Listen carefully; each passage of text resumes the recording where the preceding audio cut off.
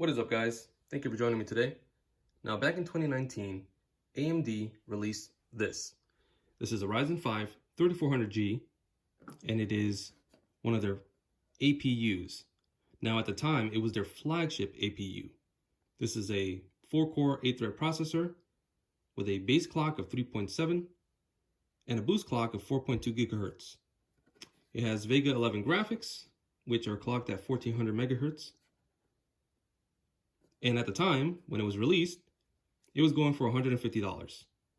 I managed to get it on sale on a Black Friday deal for $100.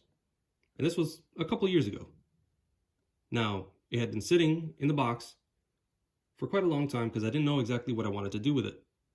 I knew I wanted a small form factor PC, but I wasn't sure how to go about getting all the parts until I found this. I ended up finding this. This is the Asrock Deskmini X300. It's a bare bones kit that includes a case, a motherboard that is an STX size, and it also included a very small cooler.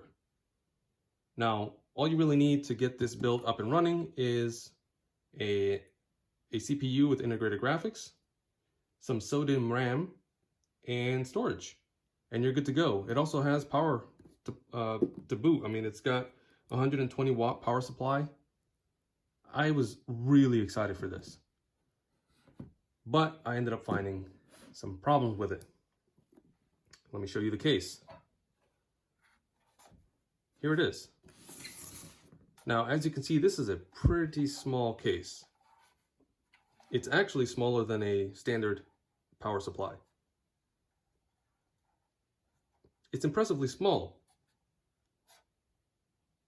That's what she said. Now,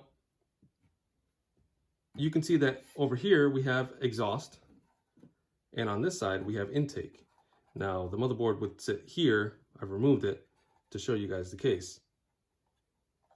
I ended up trying the Wraith Stealth cooler. I had one on hand, and with the AMD logo shroud removed, it did happily fit in here quite nicely. It was not terribly difficult to get it to fit. But I did find out that because air gets pulled in here and exhausted here, it sort of has a tornado effect in the back here where the air doesn't really leave. It just kind of sits there and gets pulled back into the cooler, and temperatures were not the best. When I say not the best, idling temperatures were 45 to 50 degrees Celsius. And while playing 30 minutes of GTA 5, I was getting temperatures up to 80 degrees Celsius. And that's very, very high in my opinion for this case. So what did I do? I ended up buying this. It's a Nactua NF-A4x10. It's a very small, low profile cooler, and it's beautiful. I mean, it was silent, did everything that, I was hoping it would do. It was very, very good cooler. In fact, it's one of the nicest coolers I've ever bought for my system. This ended up fitting in the case just fine with absolutely no problems. There was no need for clearance issues or anything like that. It was just slap it on the system and it works. But even this was still having problems with temperature, unfortunately. What I ended up doing is I went online and I started searching for some sort of alternative case, just an option that I could have to try to fit this STX motherboard. And there's really a whole lot, there's really not a whole lot of options until I found this. This is a SilverStone VT02. It's a mini STX chassis. Now, this is a beautiful case. The way that it has ventilation on either side and on the top, along with it being able to remove the entire top half so that you can get in there and work on it, is a lot better than this. The Asrock Deskmini, you have 4 screws here, and to get in there and remove all this stuff, it's fine, But I ended up buying this as well for the Asrock Deskmini. This is the USB adapter that you can plug in to get these two here to work.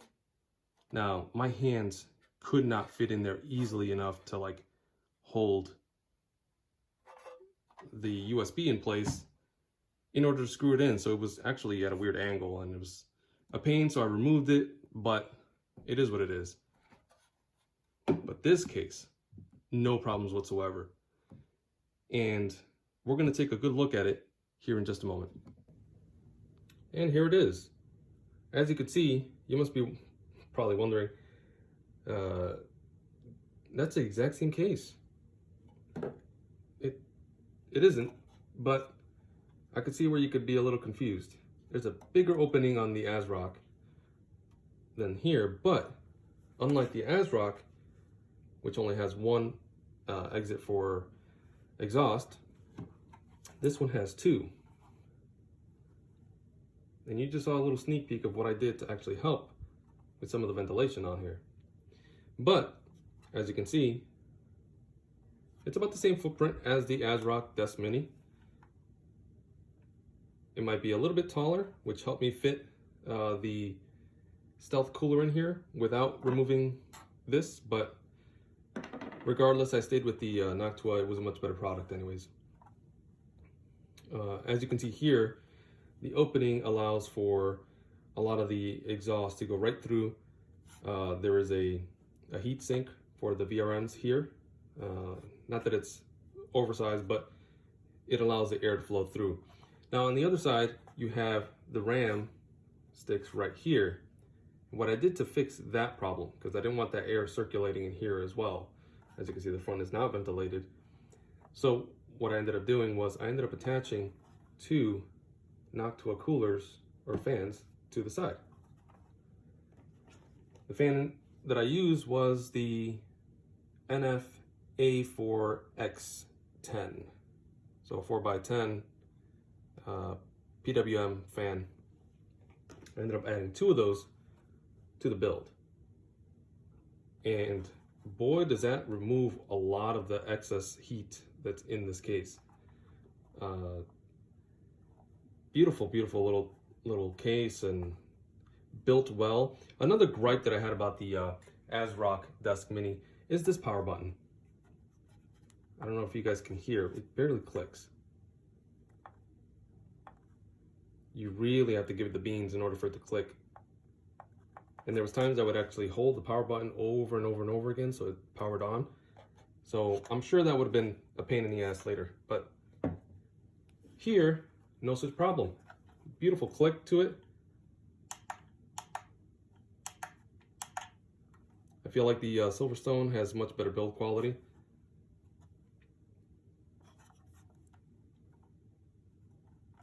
We'll open this up here in a moment and show you what it looks like.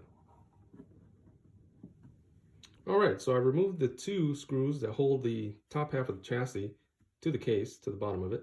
I've also removed the two antennas to help me maneuver this thing better without getting in the way. Now, the one thing I really enjoyed about this case is that the top half does come off.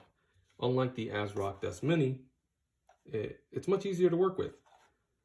With this one, you have to take these 4 screws off, and then you pull this out like a tray, but my hands are barely big enough to fit in here.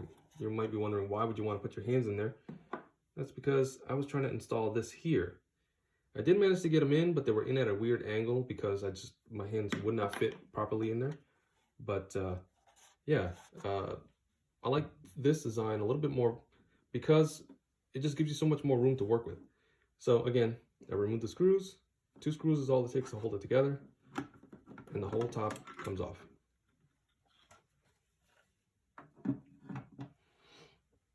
Now, as you can see right here, I have the Nactua NH-L9A. Underneath it, the Ryzen 5 3400G. I've got a Team Group 256 gigabyte NVMe SSD. Underneath it, I have the Bluetooth and Wi-Fi antenna. The 2 modules that I'm using for memory, they are 2 8 gig sticks of RAM clocked at 3000 megahertz. These are expensive, so if you're looking to find a little setup like this, just be careful, shop around, get yourself some decent memory, but also make sure it's priced well. I know nowadays that's kind of a joke, but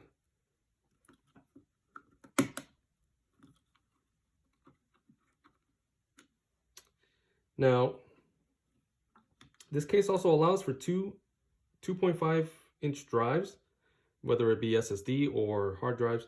I had two hard drives just laying around, so I used one of them in here. It's a 1 terabyte, 7500 RPM or 7400 RPM hard drive. Now, on this side here, you can see that the Nactua will get air in, and these little fins push the air out. They push them through these fins, which are the heatsink for the VRM, for the motherboard. Now, on this side, you have the RAM sort of blocking some of that.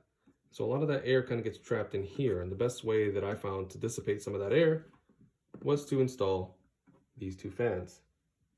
Again, these are the Nactua NF-A4x10 right here. Come in a beautiful little packaging as well. The Nactua is pretty darn good about their packaging system. But as you can see, I have the two of them here. They were zip tied on because the screws would not fit, but zip ties work just as good. I know two of them was kind of overkill, but it is what it is. Now, another thing that I really like about this board here is that it comes with addressable RGB. I have not installed this yet, but I will be doing that here in just a moment. And it just adds to the aesthetic of the little PC. I know for a home theater PC, you don't want something really flashing and whatnot, but it's always, you know, an option, and you could always turn it on if you don't want it. You could always turn it off. This is what it looks like. Comes in a little box.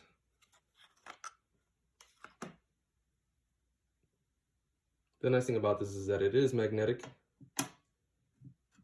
and it's pretty strong magnet, so it will stick to any of the sides of the case, except for the front. The front is made out of plastic, but still, it'll attach to any part of the case, which is nice. And here it is with the RGB installed, sitting at the corner of my desk at the moment. I do apologize for all the wiring that you see in the background. That's from another PC setup. I'm liking it. It looks pretty darn nice.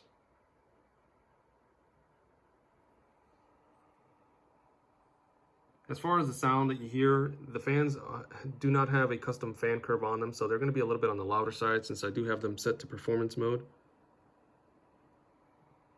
But they're not overly loud, so.